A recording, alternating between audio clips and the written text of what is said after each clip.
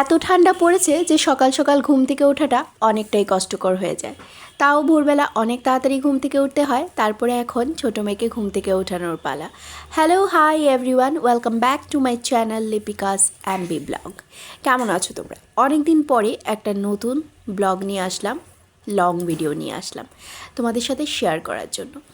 ঘুম থেকে উঠে এই মেয়েকে এখানে জলের বোতল ধরিয়ে দিয়েছি, কারণ খালি পেটে জল খাওয়া কিন্তু ভীষণ ভালো অভ্যেস। তারপরে আমি চলে গেছিলাম কিচেনে, আর আমার কিচেনের এই জানলাটা হচ্ছে উত্তরমুখী, আর এটা খুললে পরে এত পরিমাণ ঠান্ডা বাতাস আসে, কিন্তু তারপরেও কিচেনে যেহেতু একটাই জানলা আছে সেটা কিন্তু আমাকে খুলতেই হয়। এটা খুলেই শুরু করে দিয়েছিলাম গোছগাছের পালা। রাত্রিবেলা যে বাসন মেজে রেখেছিলাম সেগুলো গুছিয়ে নিলাম। তারপর মেয়ে বায়না ধরলো যে আজকে সকালবেলাও ভাত খাবে না। তারপর মা মেয়ে দুইজনে রেডি হয়ে রওনা দিলাম দোকানের উদ্দেশ্যে।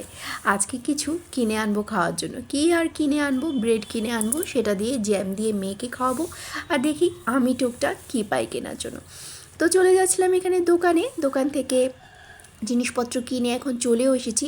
কী কিনে এনেছি কী না এনেছি সব কিছুই তোমাদের সাথে শেয়ার করব।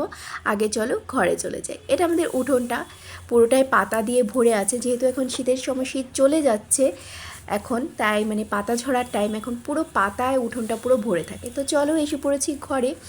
আর কালকের কাপড় জামা এখনও বারান্দায় রয়েই গেছে, সেগুলো এখন আনা হয়নি, সেগুলো আনতে হবে, একটু পরে নিয়ে আসবো।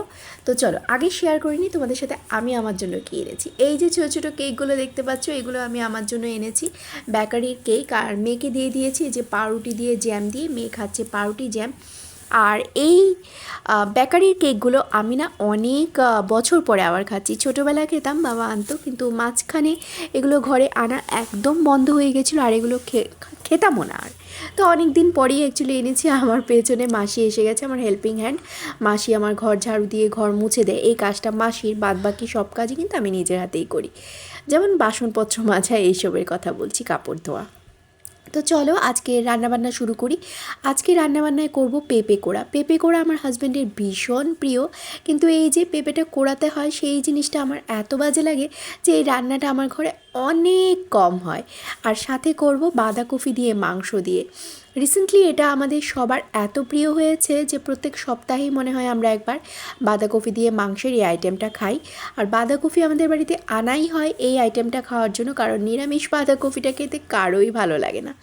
তো আর বাঁধাকপি কাটতেও আমি এখন ভীষণ ভালোভাবেই পেরে গেছি, আর নাইফ দিয়ে কাটাতেও আমি অনেক কিন্তু স্পিডে হয়ে গেছি, অনেক স্পিডে তরকারি কাটতে পারি।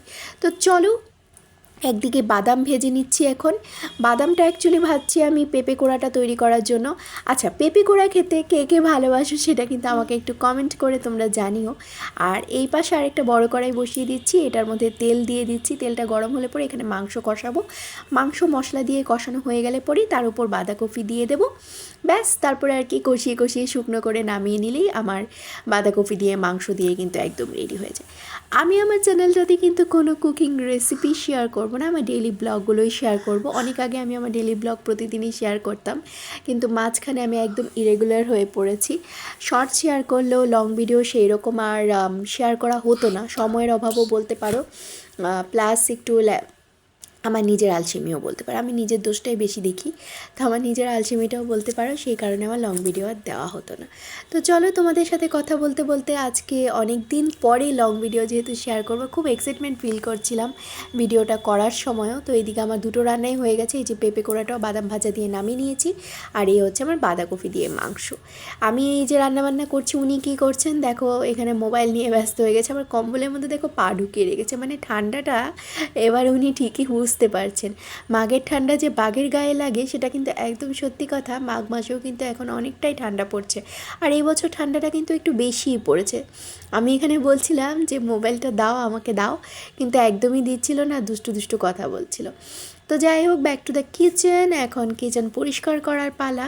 রান্নাবান্না শেষে আমি পুরো কিচেনটা একবার ডিপ ক্লিন করে ফেলি, আর এই ডিপ ক্লিনটা কিন্তু আমি দুবার করি, একবার করি রাতে আর একবার করি সকালে রান্নাবান্নার পরে। তো এই যে এখন ডিপ ক্লিন করা শেষ, এখন হচ্ছে বাসনপত্র মাজা। আর বাসনপত্র মেজে মেজে আমি এই যে ব্লু কালারের বাকেটটা দেখতে পাচ্ছ, এটার মধ্যেই তুলে রাখি। এটা খুব সুন্দর একটা জিনিস, আর এটার মধ্যে থেকে জল ঝরার বেসিনের মধ্যেই পড়ে যায়, সেই জল ঝরার একটা জায়গা থাকে, সেটার জন্যই অ্যাকচুয়ালি এটা কেনা। আমি এই বাকেটটা কিনেছিলাম মিশো থেকে, কত টাকা দিয়ে কিনেছিলাম অ্যাকচুয়ালি ভুলে গেছি। তো যাই হোক, এখন স্নান টান করে চলে এসেছি আমার ঠাকুর ঘরে। আমার এই ছোট্ট ঠাকুর ঘরটাকে তোমরা অনেক অনেক ভালোবাসা দিয়েছো, আমার রিলসগুলোর মধ্যে তোমরা অনেক সুন্দর সুন্দর কমেন্ট করেছো, তার জন্য তোমাদেরকে অনেক অনেক ধন্যবাদ। আর আমার ঠাকুর ঘরটা না আমি কালকে একটু সুন্দর করে আবার গুছিয়েছিলাম, আজকের ভিডিওটার মধ্যে সেইভাবে দেখানো হয়নি কারণ অনেকটা দেরি হয়ে গেছিলো পুজো দিতে, তাই আমি কোনো ক্রমে একটু ছোটোখাটো করে ক্লিপিং নিয়ে রেখেছিলাম যেগুলো তোমাদের সাথে আমি শেয়ার করবো পরে। তো কী চেঞ্জেস করেছিলাম সে হচ্ছে লাইটগুলো অ্যাড করেছিলাম, লাইটগুলো দেখতে পাচ্ছ তোমরা একদম ছোটো ছোটো, কিন্তু এই লাইটগুলো অ্যাড করেছিলাম আর কিছু আর্টিফিশিয়াল পাতা, ব্যাস পুজো দেওয়া শেষ, তুলসী বেদিতে জল দিয়ে দিলাম, এভাবেই আজকের পুজোটা সম্পন্ন করলাম। আর আজকের এই ছোটো ব্লগটাও এখানেই শেষ করব, বেশি লম্বা করব না আর ব্লগটাকে। তো আজকের এই পুজোর ব্লগটা আর আমার ডেলি ব্লগিংটা তোমাদের কেমন লাগলো সেটা কিন্তু তোমরা আমাকে কমেন্ট করে জানাতে পারো, তোমাদের কমেন্টের আশায় থাকবো। আর আমি কি এভাবে লং ভিডিও বা লং ব্লগ করা শুরু করব না, আমি যে শর্টসগুলো দিই সেগুলোই তোমাদের ভালো লাগে সেটাও কিন্তু তোমরা আমাকে একটু কমেন্ট করে জানাবে, তোমাদের কমেন্টের আশায় রইলাম। আজকে ব্লগটা কেমন লাগলো সেটা কিন্তু তোমরা অবশ্যই জানাবে। আর ঠাকুর ঘরে আমি নতুন কি জিনিস অ্যাড করতে পারবো, ঠাকুরঘরটা কীভাবে আরেকটু সুন্দর করে সাজাতে পারবো সেটার আইডিয়াও তোমরা কিন্তু আমাকে দিতে পারো। তো ভালো থেকো সবাই, আবার আসবো নতুন কোনো মুহূর্ত নিয়ে তোমাদের সাথে গল্প করার জন্য। এখন আসি, বাই বাই।